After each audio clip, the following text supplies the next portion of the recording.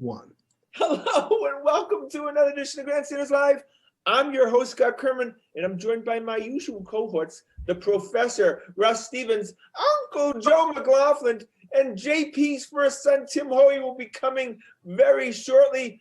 Well, we have another great show for you tonight, so boys, let's get it started. We have to start with the Super Bowl. It happens on Sunday. Tom Brady's in it. Breaking news from the Grandstanders Live desk. Apparently, the Kansas City Chiefs barber, the man who cuts all their hair, ends up having COVID. This could have blown the Super Bowl out of the water. I think they make movies about this stuff. Can't make it up. But it is the center that was getting his hair cut, so they haven't tested positive yet, but they are in the close contact protocol. Could you imagine? Yeah, what is the protocol now, really, right? I mean, if they really went by the protocol, they've been in close contact with them, they really should have to sit out, right? No, they have to get so many negative tests and they're fine. Boys, I asked you this question months ago when this first COVID thing started in the NFL. If there was a situation where all of a sudden, well, let's say the Wednesday before the Super Bowl, and they find out that the quarterback on the team has tested positive for COVID, we know the NFL is not staying silent. Oh, that is staying so silent, Scotty. It's unbelievable. I mean, think of the money involved. Oh, my God, right? Would they ever? All right, so the scenario, if Mahomes and Brady test positive tomorrow for COVID, would they play that game on Sunday? They would take the Sergeant Schultz approach. I see nothing. I heard nothing. I mean, I'll put Russell. Well, right? There's just no way. They're going to, Julian Edelman was knocked into March when he in that Super Bowl, and they let him continue to play. It would be. Do you remember when you were a kid and somebody would tell you something you don't want to hear? You put your hands in your ears, you go, nah. Yeah, there's no question, right? Absolutely not. But would they play? Would they play if somehow it came out? Would they? They would have to delay the game. No, they're playing this game on Saturday with even if there's 16 guys active on each team, they're playing this game on Sunday rather. Okay. All right. Yeah. Well, let's look. First of all, I know you guys are rooting for Tom Brady, but we got to go to Boston sports. Give me a prediction, Russell. Who's going to win the game? I mean, I think I said last week I'm rooting for Brady, but I think it's like 30-23 Kansas City. All right, Timmy. I'm right there, like exactly where Russell is. 30, but I won't even. I'll give him like 35-24. Oh my God, he's so close. Kansas City. Uncle Joseph. I'm afraid I'm going to have to say the Chiefs a little. We're all rooting for Tom, but I'm hoping for like a game like the Philadelphia, where Foles was able to keep him and Tom be the guy. Play Foles this time around and win 41-37 because it'll have to be a big scoring game. You have to outscore the Chiefs. Yeah. What's the over under, Joe, for today for this game? Oh, I don't know. I haven't seen it. Yeah, I know you're going to be doing your prop bets. We know that, so you'll tell us next week on the prop bets. If I can get to sneak down to Rhode Island, I'll tell you. Joe, what's the most tempting prop bet that you see out there? I don't know if you've looked yet. I haven't even looked at them yet. There's so the over under is 56. Wow. Yeah, I think that I would take the over on that. I have 41-24 Kansas City winning. I just think they're too good, and it's run out on Tom Brady. Scotty, that's the closest me and you have come to agreeing on something in 3 years. You say, yeah, we'll go. We're on the same page, Timmy boy. All right, we go to the Boston Celtics. They're out on West right now. And, of course, the main story right now is Kemba Walker. Kemba cost me a lot of money in that Lakers game if he had just made that freaking shot. Kemba was terrible, played a lot better last night, but we realized to get to the promised land, you need Jalen, Jason, and you have to have Kemba. And someone else. Yeah, look, I think he's 6-7 games in. He looks healthy. He hasn't shot well. I just think He hopefully gets his legs under him. He didn't have any training camp. I think give him another 5 or 10 games. And if you get into like end of February and he's not playing well, then we're going to start to panic, I think. Yeah, Joe. He's not playing tonight. He's not playing tonight. Neither is Pritchard. Right. That's Both right. of them are out. Yeah. Joe, Steve Kerr could not have said nicer things about Jalen and Jason. He just thinks those two guys are the future of the league, basically. Can we get that, garner that excitement up of the Steve Kerr excitement, because he thinks they're going to dominate? I'm hoping they are. I think they need one more ingredient to really make that team gel. I'll tell you, they're exciting to watch. They're fun to watch.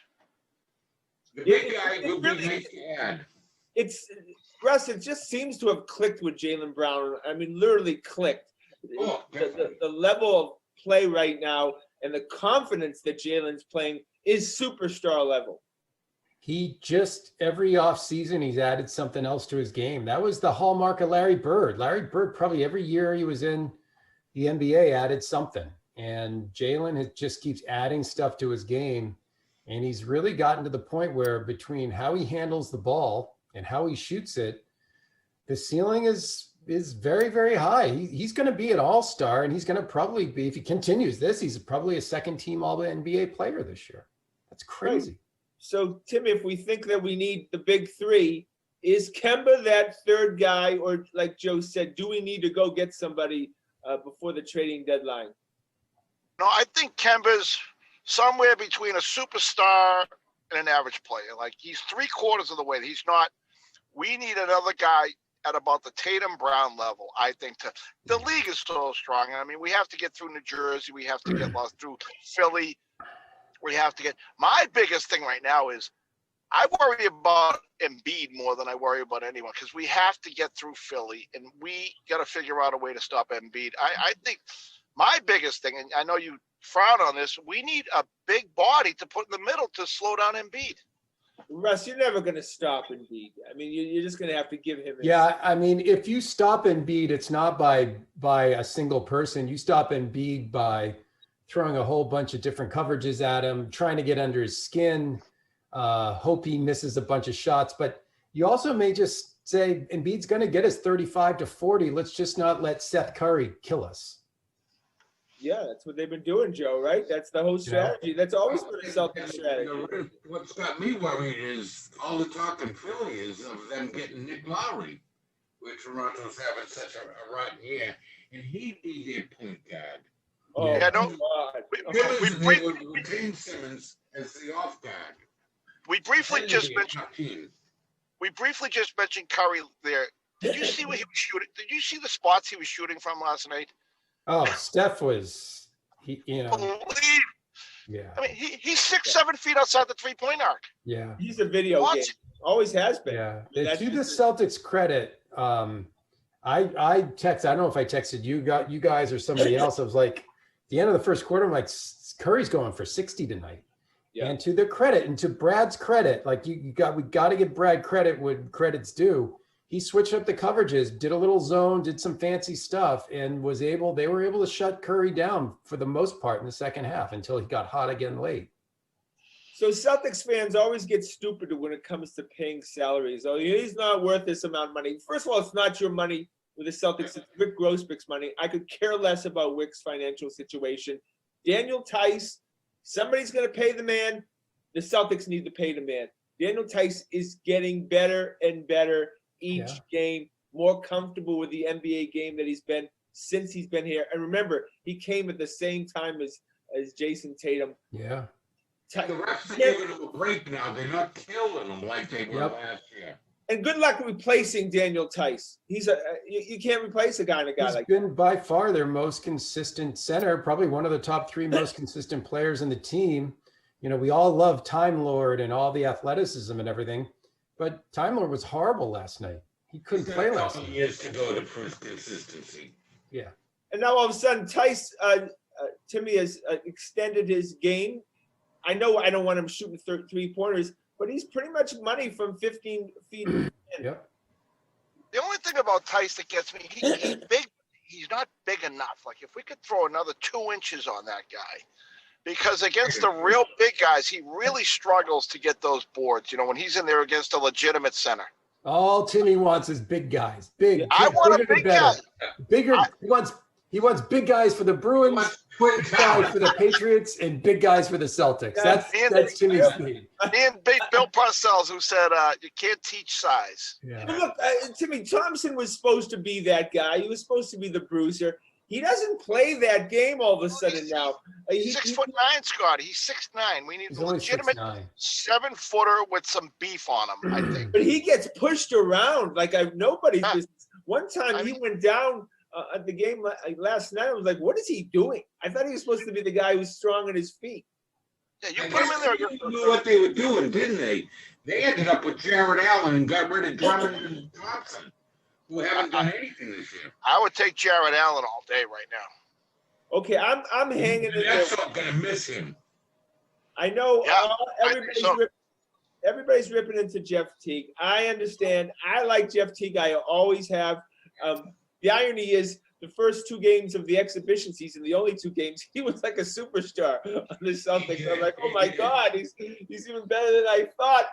He's been horrific in every sense of the word. It's lucky if he can even hit the rim when he takes a shot. And what a defensive liability is. Do you know what Jeff Teague is shooting? 33% overall. He's shooting 42.3% from 3-point range. That means that his 2-point shooting is under 30%. Yeah, he's terrible.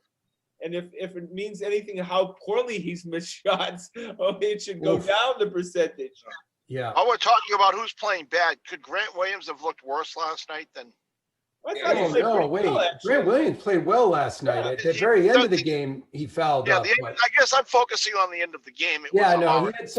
He missed those 2 foul shots, Timmy. He had the turnover. He fouled Curry in a 3, but that was the best game he's played for a while. Yeah, he hit a couple 3-pointers. I just focused on the end there. There was a horrible ending for him. Yeah. He shit the bed in Toronto. It was a Toronto game in the playoffs where he had to shoot 2 free throws and he literally took a dump right there at the free throw line. Yeah, but he's not in that position. I have to be honest, and I was going to mention this. I think Grant Williams is part of a deal before the deadline. I think he could be. He's probably the most valuable of the young players at this point in time because he's proven he can play in the playoffs. I mean, at the end of the day, teams are looking for players who can play in the playoffs. And by the way, you know what his 3-point percentage is right now? It's 47% from 3. But we're still at the Marcus Smart. Don't take that shot, Grant Williams. I don't know. I'm happy with him taking a corner 3. I think it's a really good shot for the Celtics right now. Yeah, that right corner, he's fine from. Yep. Did we ever think we would say the words "We miss Peyton Pritchard" on February 3rd? He was supposed to come back tonight, but I guess not. No, he's not. Yeah. He has a very calming influence when he's out there. I mean, he just has a poise that I say everything's going to be okay when the ball's in his hands. Okay, I know I'm going to get Timmy all up in arms, but I'm just throwing this out, Timmy. Just feels like don't go there, Scotty. Don't go there. Athletic without Marcus Smart on the court. It just feels like they're more athletic. Oh, I'm not buying that. You buying that, Joe? You think they're more athletic with Marcus on the bench? Yeah, with Marcus on athletic, absolutely. Marcus slows the game. Marcus slows the game down. I'm with Russ on this one. Marcus needs to go so bad. I seriously. You just hate him. No matter what he does, you hate him. He plays well, you hate him. He plays badly, you hate him. I think he's the best assistant on the team. Commodity. It's not true. He's an all NBA defensive player. First team all NBA defensive player. You give him no credit for defense. 0. That's all you care about, whether he hits shots. Playmaker this year. A great playmaker this year. Jaylen Brown, Jaylen Brown's improvement, a lot of it's on Marcus feeding him.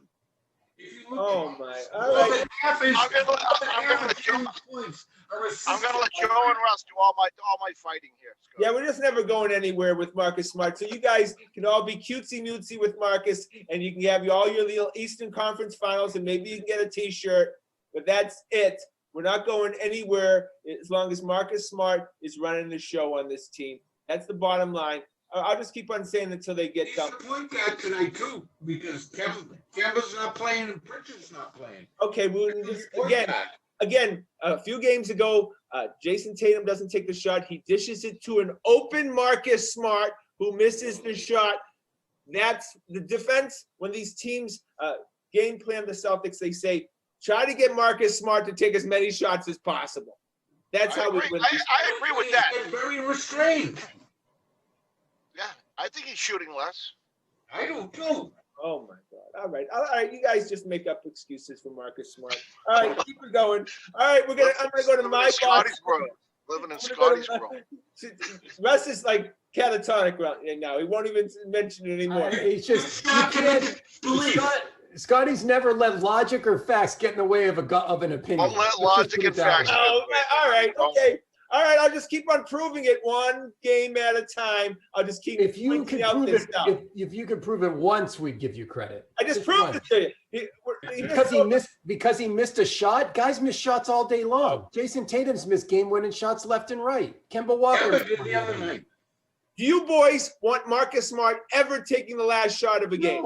No, but that's there not you what his go. role on the team is. That's not what No. his role on the If team it's- is. If that's the look, Scotty, Okay, all right. Scotty, Brad Stevens ran that. Blame Brad Stevens. Brad Stevens ran that play for Marcus Smart. That's not Marcus Smart's fault.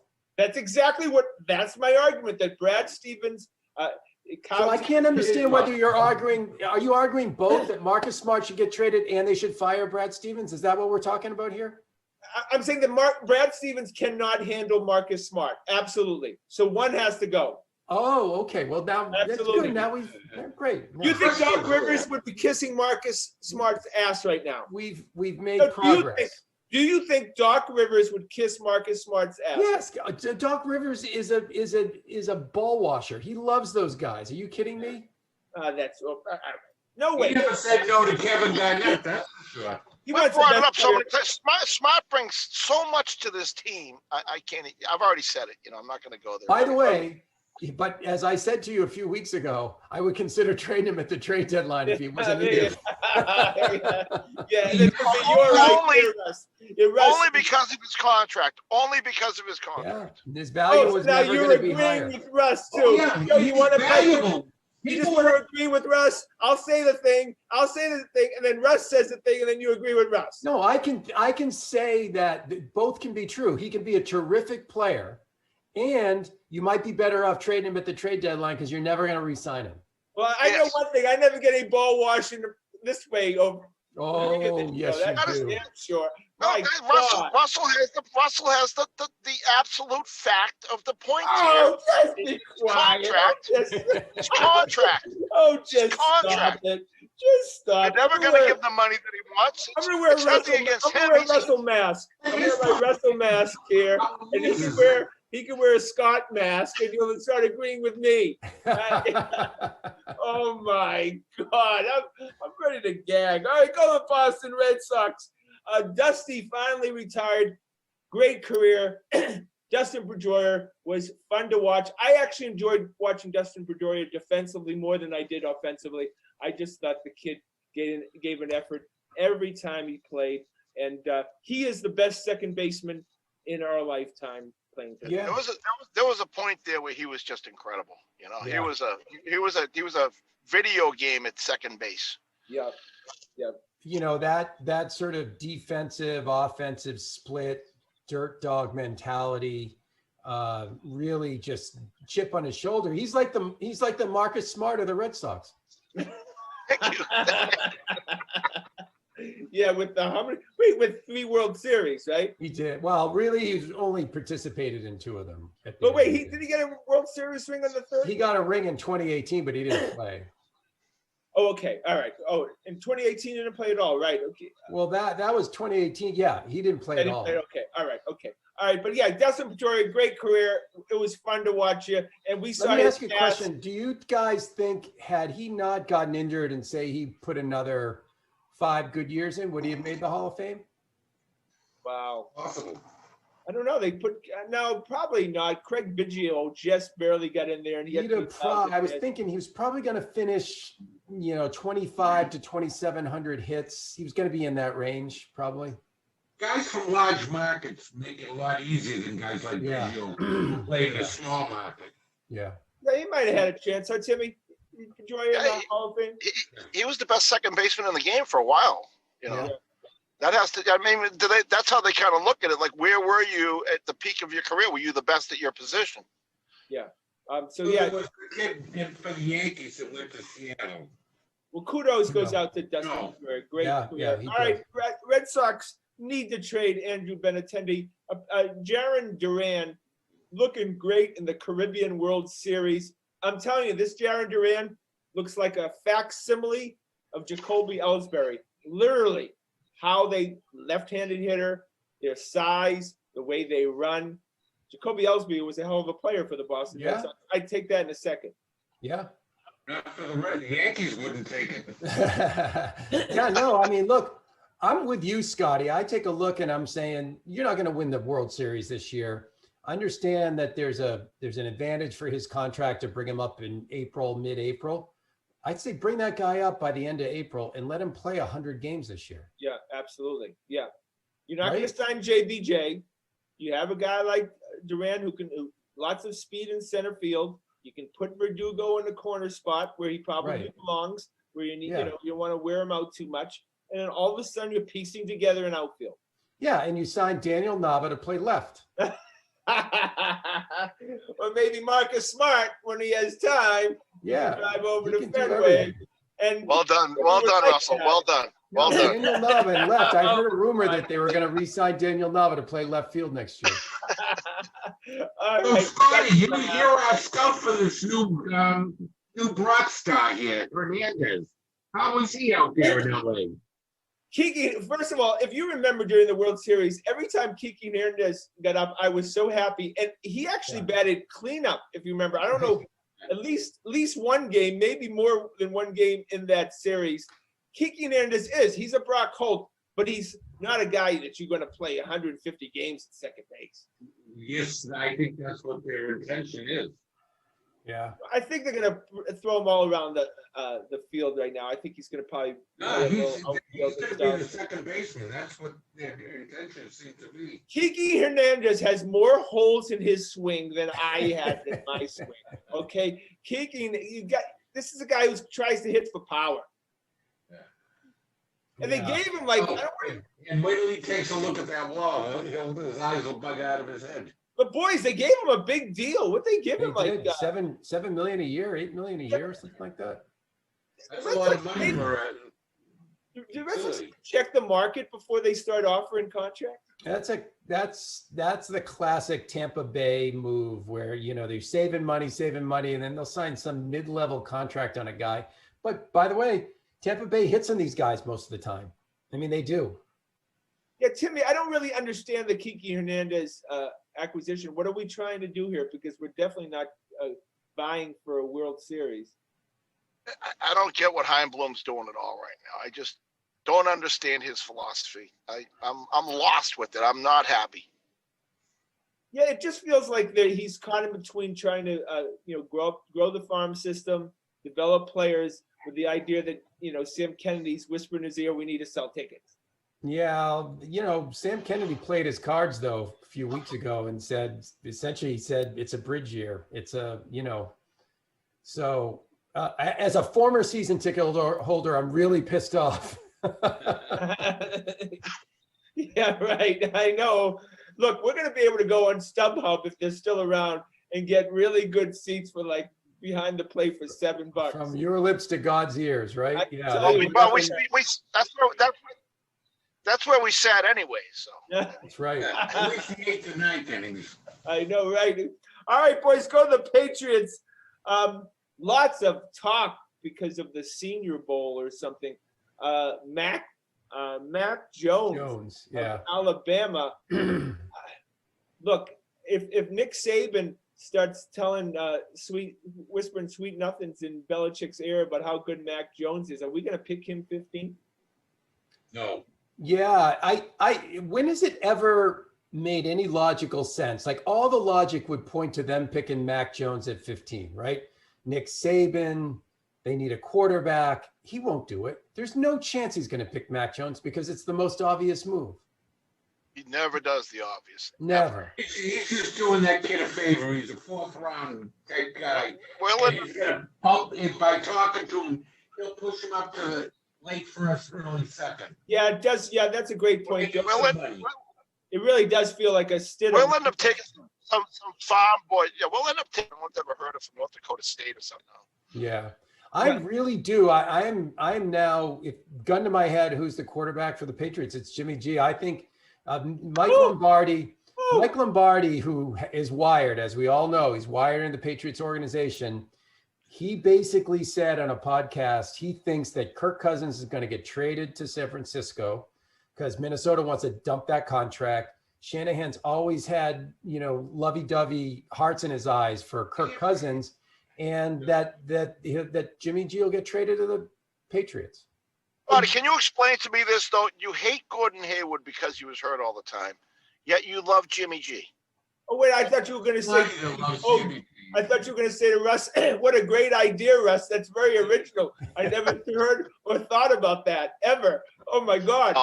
I take Jimmy G. I take Jimmy completely G in a agree. heartbeat. I mean, it's Jimmy G or what we had this year. I mean, it's not even close. It's not even a question.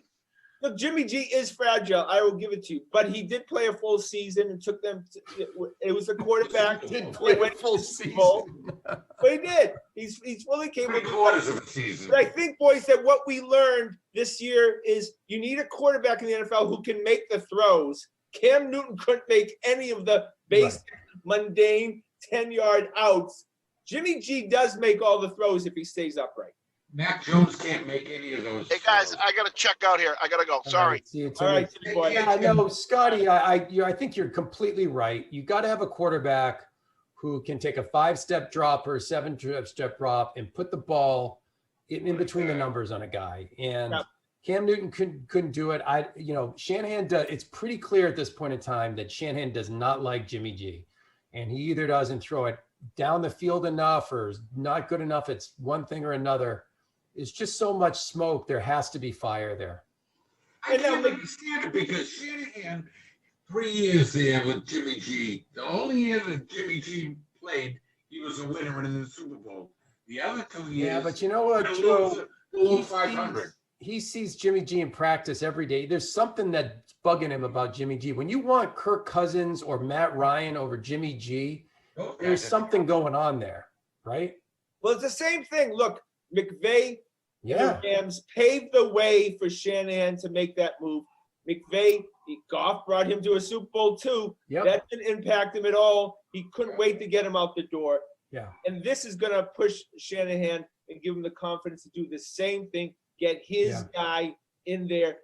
And if you can get Jimmy G at a pretty reasonable price, even a 2nd-round pick, I'd be happy to give you for Jimmy G. I think it's a 2nd or a 3rd or a 3rd to 4th. I mean, it's not going to be if Shanahan gets the guy he wants, which is Cousins, he's going to have to get rid of Jimmy G. Yeah. And then it's kind of brilliant, boys, because actually Belichick's plan worked. The bridge from Tom Brady to Jimmy G. We won a Super Bowl, that 18th Super Bowl with Brady because he held on there. Now he gets Jimmy G in a nice spot, and Jimmy G's already been paid, so that was addressed. Yeah, Joe, that would be a reasonable contract. Joe, would you want Jimmy, in all seriousness, would you want him to be the quarterback? I'll accept that. That's acceptable to me. I'd like him to also draft someone this year. I agree. I think you need to go in a couple different directions Yeah. and see which one works out. Of course, we'd all love to see Deshaun Watson here, but that's not going to happen. No, I think you've got. If I'm the Patriots, I'm drafting a quarterback in the first 3 rounds for the next 3 years, Jimmy G or not. Yeah. Yeah, I agree with you, Russ. To be honest with you, I think we've learned if you're going to draft a quarterback, it has to be in the 1st round. Yep. Yep. Look, Stidham complete waste of a 4th-round pick. You could have a nice linebacker right now. You can't keep on wasting these picks on these flyers at quarterback. Yeah, I would only say I think the 1st or the 2nd round. Jimmy G was a 2nd-round pick, wasn't he? He was, yeah, absolutely. But Yeah. it took him a long time to develop. You know, Right. look, the 1st-round picks are either going to be really good or they're going to be out of the league in a couple of years. But there is a much greater upside to that. Look, it's the most important position in sports. If you get Jimmy G right now and you take Mac Jones, that's kind of a nice pickup in the quarterback position, right?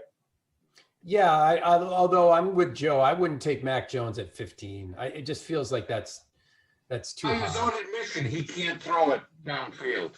His own Okay, admission. all right. Well, then that's definitely a problem. He said, he says, I'm accurate on the ones that I have to make. But those on, down the field. And in the NFL, you got to be able to throw it on a rope across the field. Yeah. All right, before we go, boys, Bruins all of a sudden look like a team that could go somewhere. Put 5 goals up against the Capitals in 2 seconds. That was pretty fun. When they get rolling, when that team gets rolling, they just send it out in waves. They just send wave after wave of guys. It was really fun. You guys are all the stars too. Yep. Smith, Frederick, these are the stars now. And the young defensemen have been, I don't. Lazon, and he's been great. Yeah. That play Lazon made the other night was a fantastic play on that tying goal. And, I'm glad that Char is playing very well in Washington. I don't think the Bruins miss him at all. He scored though. Okay, remember, Capitals are a real veteran team too, and he seems to work out that well. But of course, the durability question will be an issue all season with Chara, what he has left in the playoffs. But yeah, you got to go young if you can. You got to develop these guys. And we've been hearing about these prospects for years, and now they're finally coming up. Yeah. And they're starting to play. All right, boys. Well, that was a great show. I want to thank everyone behind the scenes. Of course, Corbin. I want to thank the boys. Please check us out on our website at thegrandstanders.com and tune in again next Wednesday night at 6:30 for another edition of Grandstanders Live. I'm your host, Scott Kerman. Have a great and happy night.